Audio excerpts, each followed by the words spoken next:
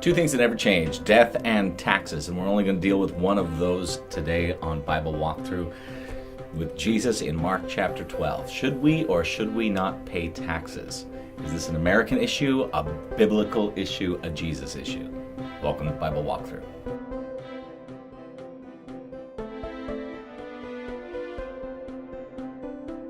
Welcome to Bible Walkthrough. I'm Adam Ayers. I'm Wes Warner. And on this episode, we are going to deal with a classic passage that really is frequently not misinterpreted, but just interpreted probably a little bit too lightly or a little too simplistically than the depth that's really in that text. And that's Mark chapter 12, when the Pharisees come to Jesus along with the Herodians to trap Jesus in his words. And they ask him, should we or should we not pay taxes to Caesar? Mark chapter 12, starting at verse 13, it says, Then they sent some of the Pharisees and the Herodians to him to trap him by what he said. When they came, they said to him, Teacher, we know that you are truthful and you defer to no one, for you don't show partiality, but you teach truthfully the way of God. Is it lawful to pay taxes to Caesar or not? Should we pay or should we not pay? But knowing their hypocrisy, he said to them, Why are you testing me? Bring me a denarius to look at it. So they brought one. Whose image and inscription is this? He asked them. Caesar's, they said. Then Jesus told them, Give back to Caesar the things that are Caesar's, and to God the things that are God's. And they were amazed at him. Now this is a slippery passage, and Jesus is being very slippery here, and they're amazed at him at the end, rightfully so, for slipping the noose. But there's a couple of levels in which he's worthy of being amazed at in this text. The first is just that he gets out of the issue by saying, render to Caesar's that which is Caesar's, and render to God that which is God's. And that seems a pretty okay answer. You know, like, oh, well, you should probably give Caesar what he gets and give God what he gets. And that seems not very worthy of being amazed. You know, that's just, well, you should probably give to Caesar stuff that belongs to him. That's not worthy of just being marveling. But it's the trickery with which Jesus does it that's the big thing in this passage. You got to remember, when you look at this, who's coming to Jesus? Pharisees and Herodians. Now the Herodians they're from the court of Herod. They're professional politicians. They're movers and shakers in government. And the Pharisees are a populist movement who didn't like people like the Herodians.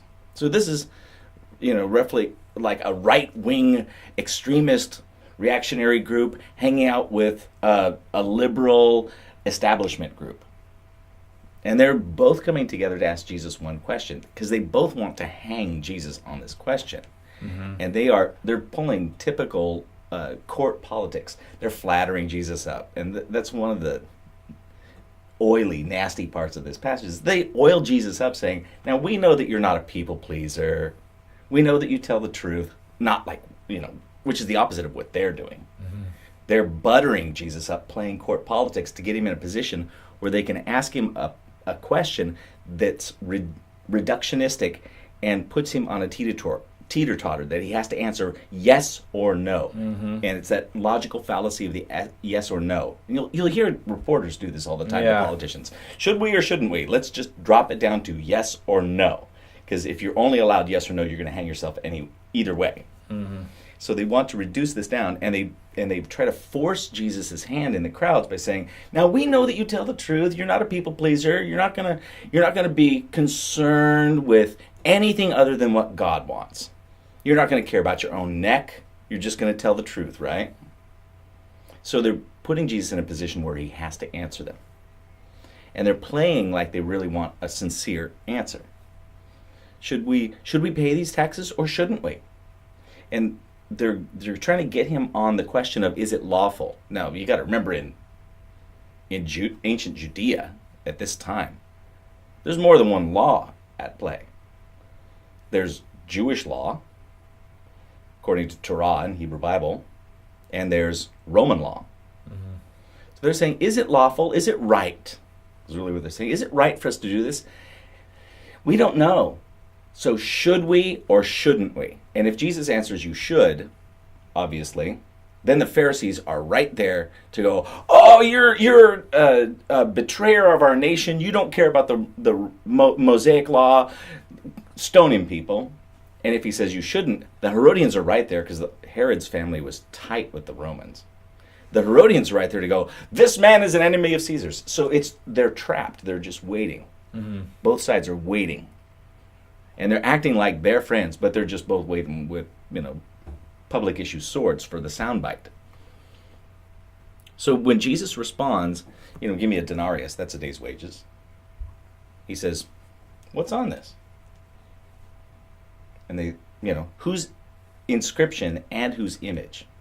And he uses a really rarely used term there for image. Acon or icon, depending on how you do it. It's where we get the word icon from. An icon? This is what the Septuagint translates out of Genesis when God makes man in his image. So the Septuagint is the Greek translation of the Hebrew Bible. And it says when God says, let us make man in our image, it uses this term acon or icon, depending on how you like to pronounce Greek. Okay? And he says, whose image and whose inscription? He says, well, it's Caesar's. He says, well, then, give to Caesar's what's Caesar's, and give to God what's God's. And what's underneath that is that money has the image of Caesar, but who has the image of God? People have the image of God. Money has the image of Caesar. So he says, if the image is on it, give it to whoever's image. In doing so, he says, the money, give it to Caesar. It's got Caesar's image on it. That's fine. It's got his icon on it. But you've got God's image on you. Give you to God, which says, give no loyalty at all to Caesar. Don't give him a man. Give yourself to God fully and let the money go. Which really stabs at both the Pharisees and the Herodians, because they have given themselves over to their political intrigues. And they have not given themselves to God. And he's going, you guys are in it for the money. You're actually serving Caesar. You should be in it for God, because you bear his image and you're not acting like it at all, you worms. He's kind of going, you slimy people. And that's why they're amazed. They're amazed because on these multiple levels, he slipped the news and he reinforced his position as someone who actually does represent God's interests, not man's. While they're both representing man's interests. And even in their talking, they had said, well, you're not a people pleaser. You don't represent man's interests. And he says, yeah, but you do. You're giving all kinds of stuff to Caesar, and you're into your own interests. I really am the one who's telling you the way of truth, but you just won't do it. And they're totally amazed. That's really probably why they're amazed. This term, exithalmaton. So it's a really tricky passage. Jesus is this is verbal MMA fighting at its very finest, and he is a master of style on this. So I think what I like the most about it is just how simple Jesus responds to the crowds and to the Pharisees. He only speaks a couple lines. And if I were asked a question like that, I'd probably have to explain. But he can just do it so quickly and so briefly. I really admire that about the Lord. That's what I like about your responses, Wes. What you say in 2 minutes, I can say in 10.